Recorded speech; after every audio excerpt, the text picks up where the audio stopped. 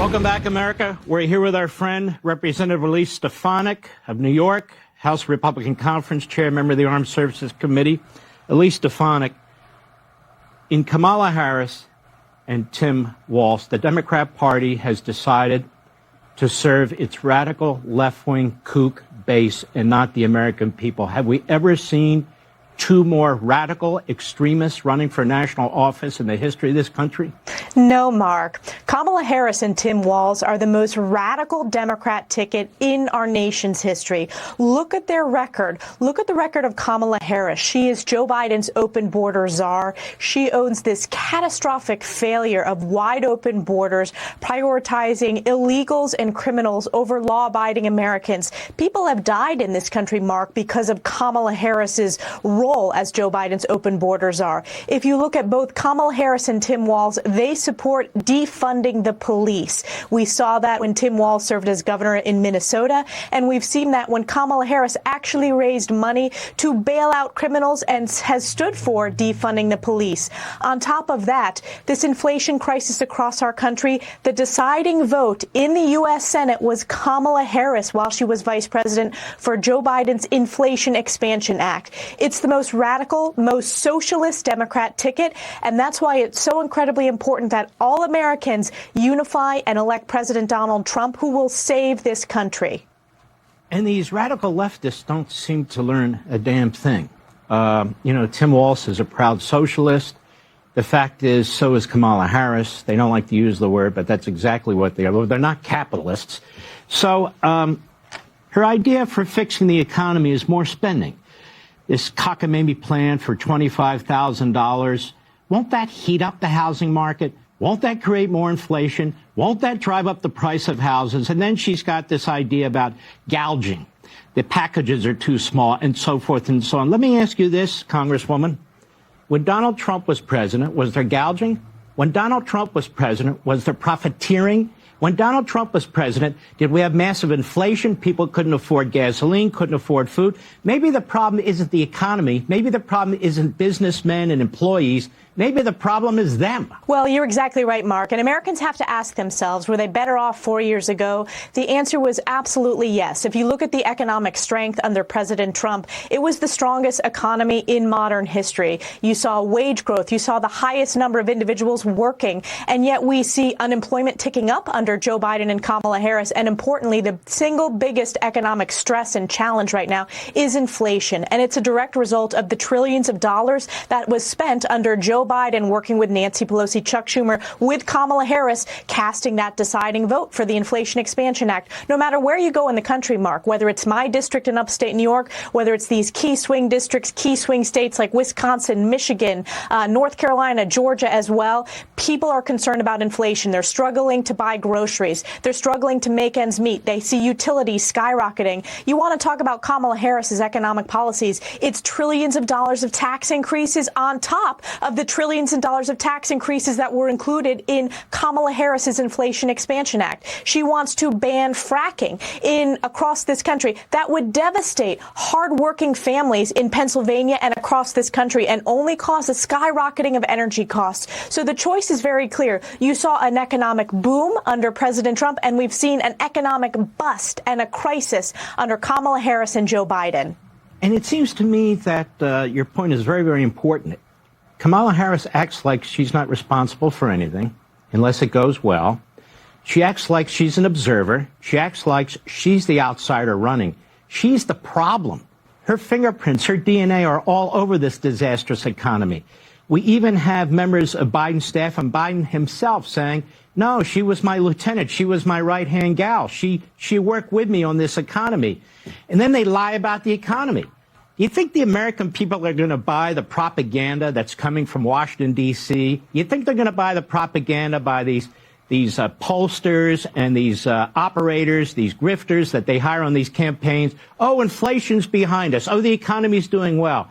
Isn't one trip to the grocery store going to disprove that? One trip to the grocery store disproves that. As families struggle to balance their budget on a weekly and monthly basis, people know no matter what the mainstream media says, no matter what the propaganda from Washington, D.C., New York City, leftist socialists is trying to convince the American people that they're doing well economically, people are smart. Voters across this country are smart, and they know that they've seen this inflation cut in. It's a wage cut to every worker across this country because our dollar goes less and less when you go to the grocery store. I am shocked. You look at the price of diapers. You look at the lack of access to baby formula. This has hurt working women in this country, young families in this country, Mark. And to say that Kamala Harris doesn't own it, she owns it lock, stock, and barrel. As I said, she was the deciding vote for the Inflation Expansion Act, which caused the highest rate of inflation in my lifetime. She was the last person in the room when Joe Biden made the decision for the catastrophic withdrawal from Afghanistan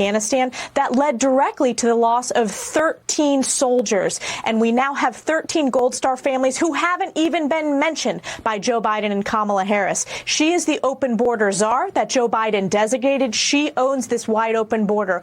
All of these issues are top of the mind for voters. And as she tries to run away from her record, it is important that we hold our leaders accountable for their failures. She gets an F on all of these issues. That's why she's unfit to serve as the next commander-in-chief and president of the United States. When we come back, Elise Stefanik, why is she so obsessed with redistributing wealth from American citizens to illegal aliens? And why is she so obsessed with redistributing wealth from the 60 or 70% of Americans who didn't graduate from a four-year college, from them to college graduates? We'll be right back. Welcome back, America. What is this obsession, Congresswoman Stefanik, that Kamala Harris has with giving hard-earned taxpayers money to illegal immigrants? They step into the United States, they go on their pathway to legalization and citizenship, and she wants them to have free health care. Now, when you combine that to her Medicare for all and free health care, and Medicare, according to the trustees, isn't going to survive past another 11 or 12 years, she will collapse the system with illegal aliens, meaning senior citizens today, senior citizens for the next 10 years, may not have Medicare. What's that all about? Well, again, this is how socialist Kamala Harris is. This is the most radical ticket, as you pointed out, Mark, and it's about putting Americans last. She is prioritizing illegal immigrants. She is prioritizing criminals. And ultimately, it's hardworking Americans that will foot the bill. That will be trillions of dollars of tax increases. You pointed out an important issue, and that is protecting and preserving Medicare for our seniors. It's Kamala Harris and Joe Biden that raided Medicare to pay for their green new scam deal in the Inflation Expansion Act. It's Kamala Harris who wants to cancel and take away your private health care insurance to put everyone on government insurance that will only increase health care costs. These are very serious issues for families who already are struggling to make ends meet. A vote for Kamala Harris is a vote to cancel your health insurance. It is a vote to move to socialized medicine. It is a vote for trillions of dollars of tax increases. It is a vote for trillions of dollars going to illegal immigrants rather than American citizens. And as voters learn more about her positions, it is important that they know that that is what they're voting for. That is the choice this November, and that's why it's so important. You look at President Trump. He prioritizes hardworking American families. He is advocating for tax reductions, no tax on tips. That was his proposal that he will get done. He has a record of protecting and securing the border. He will deliver that again, and he will deliver economic strength for families and for seniors. You know, there's a difference between populism and Marxist populism. Donald Trump, in many respects, is a populist with a conservative core. That is, as was Reagan. We serve the people, not some group of people, not some stratum of people, the people.